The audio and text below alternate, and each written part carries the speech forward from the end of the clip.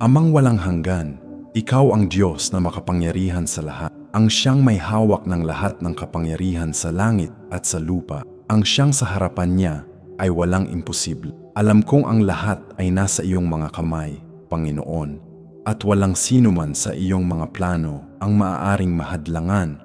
Walang puwersa sa mundong ito. Walang masamang kalagayan. Walang bagyong bumabangon laban sa akin ang makapagbabago ng itinalaga mo na para sa akin. Lumalapit ako sa iyo ngayon na may katiyakan na ang iyong kalooban ay perpekto kahit na hindi ko nauunawaan ang lahat ng iyong mga pamamaraan. Ibinibigay ko sa iyo ang bawat bahagi ng aking buhay, bawat pangarap na aking dala, bawat sakit na itinatago ko sa aking dibdib. Nais kong maranasan ang iyong presensya sa sandaling ito, Panginoon, at maramdaman na hindi ako nag-iisa sa paglalakbay na ito. Panginoon, alam kong ang aking buhay ay nasa iyong mga kamay at ikaw ay may mga plano para sa akin, mga plano ng kapayapaan at hindi ng kasamaan, upang bigyan ako ng pag-asa at kinabukasan. Kapag lumilingon ako at nakikita ang lahat ng aking pinagdaanan, napagtatanto ko na ikaw ay laging nasa tabi ko. Kahit noong inakala kong ako ay pinabayaan, ilang beses humihip ng malakas ang hangin laban sa akin at tila nayayanig ang lupa sa ilalim ng aking mga paa, ngunit inalalayan mo ako. Ilang beses kong inisip na ang lahat ay nawala na, ngunit ipinakita mo na ang iyong mga plano ay hindi nabibigo. Ngayon ay ipinapahayag ko na nagtitiwala ako sa iyo.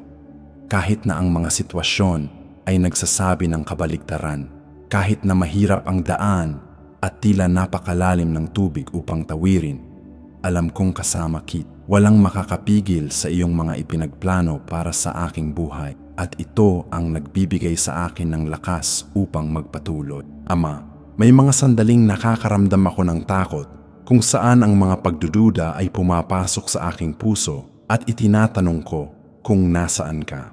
May mga araw na ang bangka ng aking buhay ay tila palubog na, humahampas mula sa isang gilid patungo sa kabila at ang kawalan ng pag-asa ay bumabalot sa akin. Ngunit itinuturo mo sa akin na kahit sa pinakamarahas na bagyo, ikaw ay naroroon. Ikaw ay dumarating na naglalakad sa ibabaw ng tubig.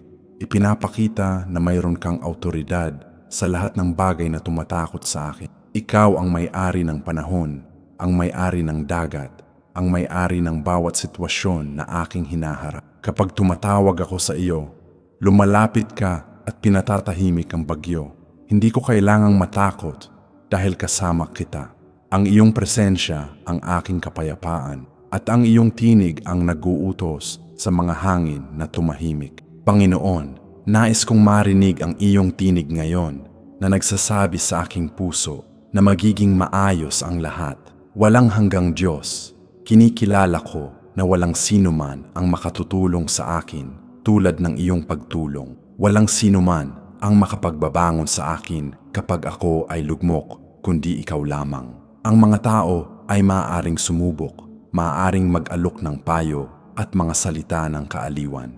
Ngunit ikaw lamang ang may kapangyarihang baguhin ang aking sitwasyon. Kung ikaw ay may plano sa akin, Panginoon, walang anuman o sino man ang makakahat. Hindi ang mga puwersa ng kasamaan, hindi ang mga pagsubok ng buhay, hindi ang mga tinig na nagsasabing hindi ko kaya. Naniniwala ako na ang iyong plano para sa akin ay mas malaki kaysa sa anumang hadlang na maaari kong harap. Naniniwala ako na kontrolado mo ang lahat at ang iyong layunin para sa aking buhay ay matut. Ngayon ay ganap akong sumusuko sa iyo. Nagtitiwalang alam mo kung ano ang pinakamabuti para sa akin. Mangyari nawa ang iyong kalooban sa aking buhay, Panginoon. Ama, kapag dumaan ako sa tubig, alam kong sasamahan mo ako. Ipinapangako mo na hindi ako malulunod, na hindi ako tatangay ng agos. Ipinapangako mo na kapag dumaan ako sa apoy, hindi ako tutupukin ng lit. Ang mga pangakong ito ay pumupuno sa aking puso ng pag-asa dahil alam kong ikaw ay tapat. Ilang beses na akong dumaan sa malalalim na tubig at inisip na hindi ako makaliligtas. Ngunit hinawakan mo ako sa kamay.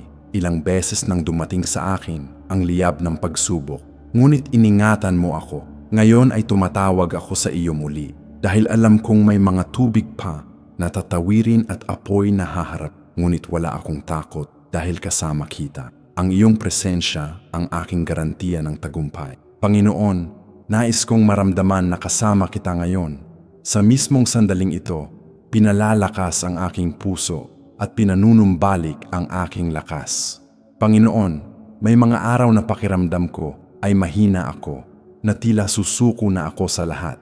Ang pagod ay nangingibabaw sa akin at ang bigat ng mga laban ay nagpapaisip sa akin kung sulit pa bang magpatuloy. Ngunit ipinapaalala mo sa akin na hindi ako nag-iisa, na ikaw ay nasa tabi ko sa bawat hakbang na aking ginagawa. Ipinapaalala mo sa akin na ang iyong mga plano ay hindi nabibigo.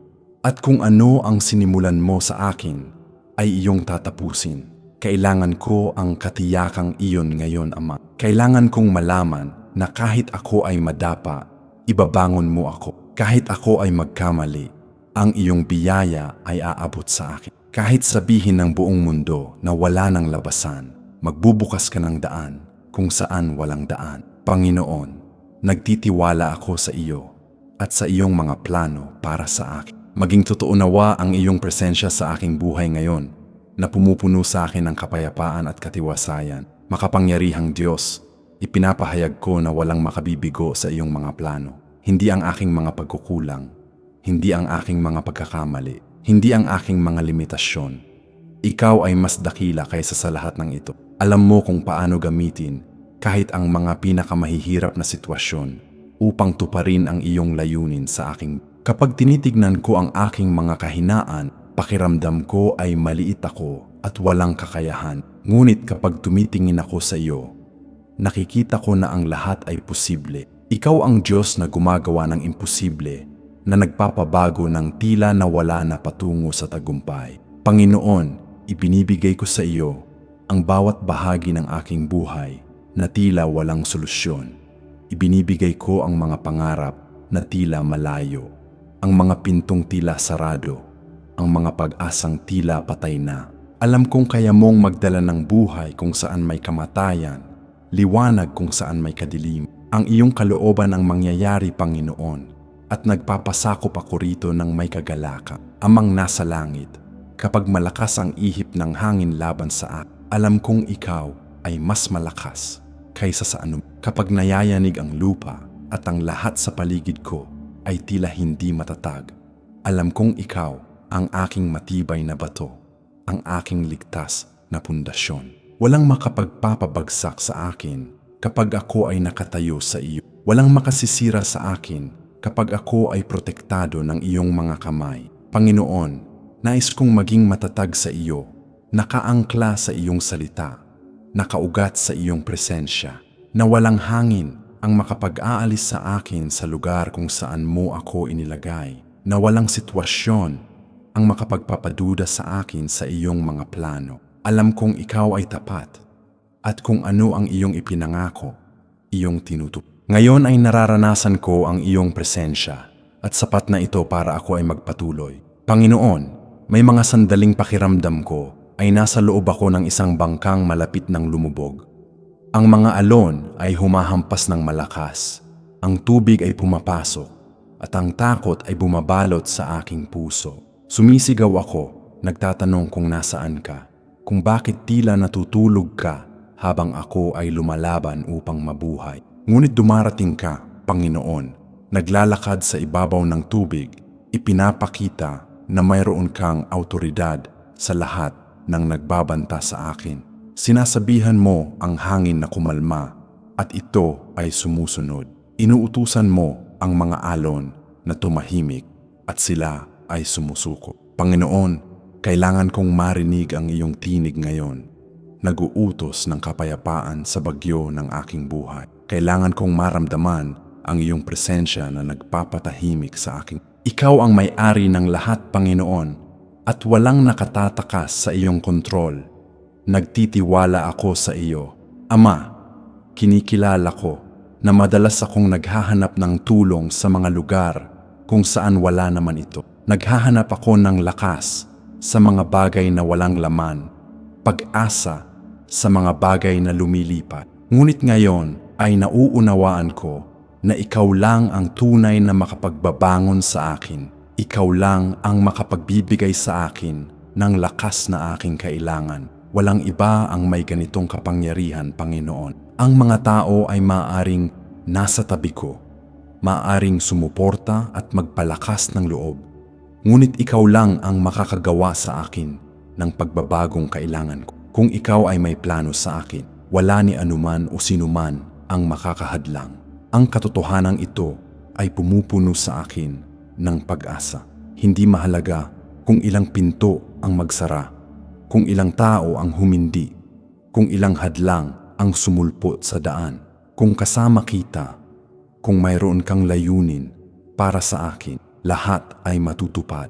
Panginoon, namamahinga ako sa katiyakang ito at nararanasan ang iyong presensya ngayon. Diyos ng lahat ng biyaya, alam kong kasama kita sa bawat sandali. Pagkagising ko sa umaga, naroon ka. Paghiga ko sa gabi, binabantayan mo ako. Kapag humaharap ako sa mga hamon sa maghapon, lumalakad ka sa aking tabi.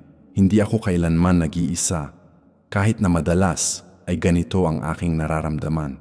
Ikaw ay laging naroroon kahit hindi ko napapansin. Panginoon, buksan mo ang aking mga mata upang makita ang iyong presensya sa bawat detalye ng aking buhay. Nawa ay maramdaman kong kasama kita ngayon sa sandaling ito ng panalangin. Maging totoo nawa ang iyong presensya sa akin na walang matitirang pagdududa na ako ay iyong mahal at inaalagaan. Kailangan kita, Panginoon, higit pa sa anumang bagay. Kung wala ka, ako ay wala.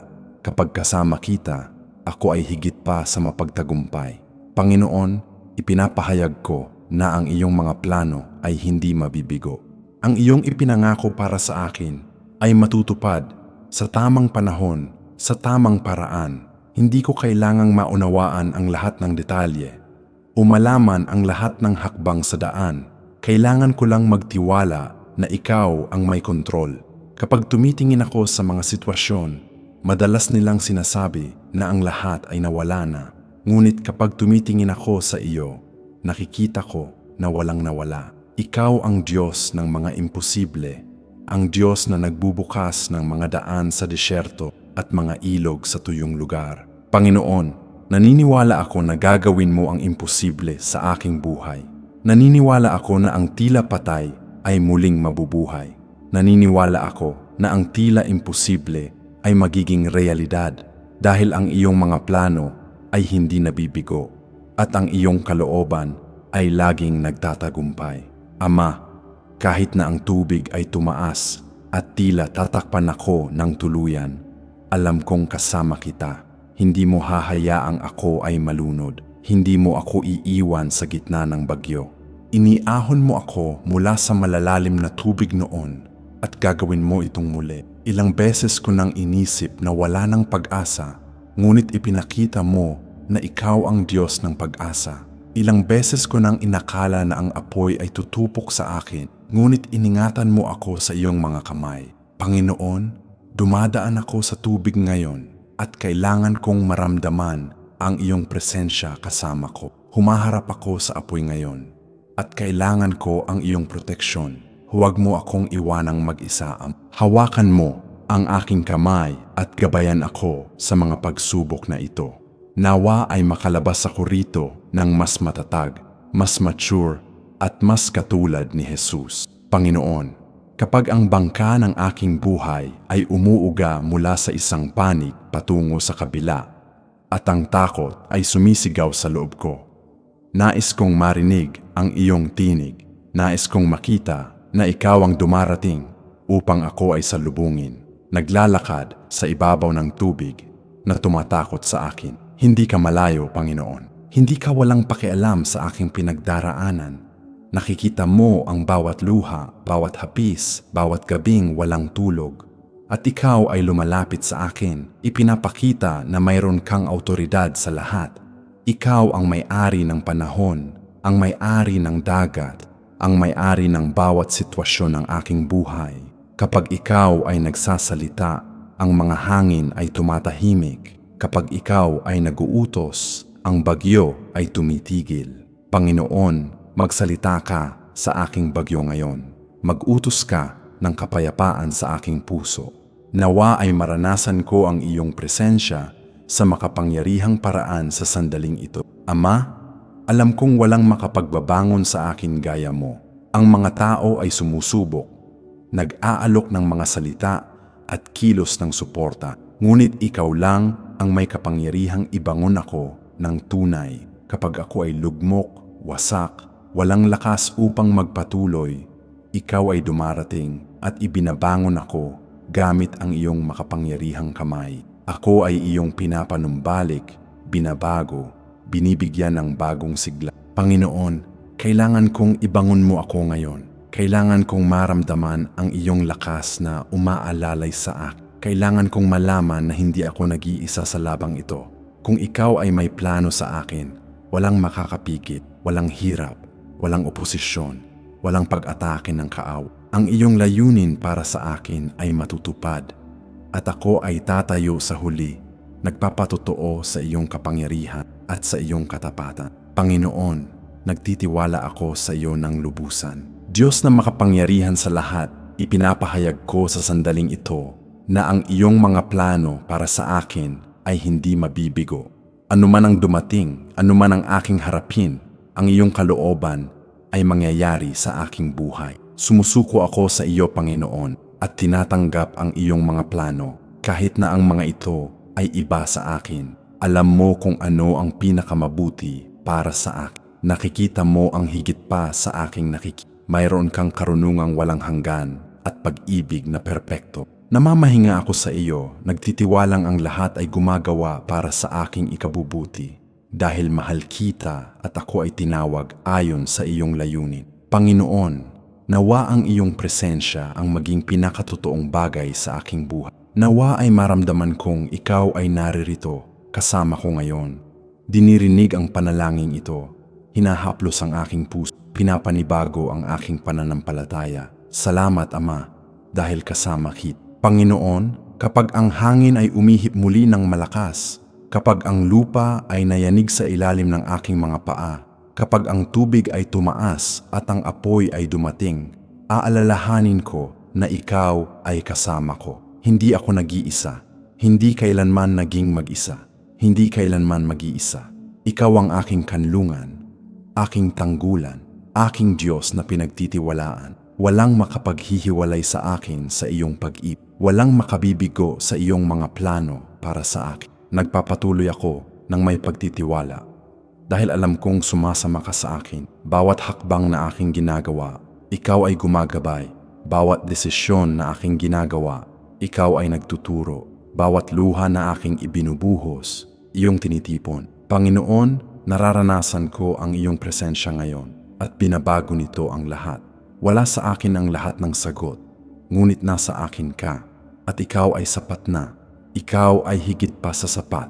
Amang walang hanggan, tumatawag ako sa iyo sa sandaling ito at hinihiling na punuin ng iyong presensya ang lugar na ito kung nasaan ako.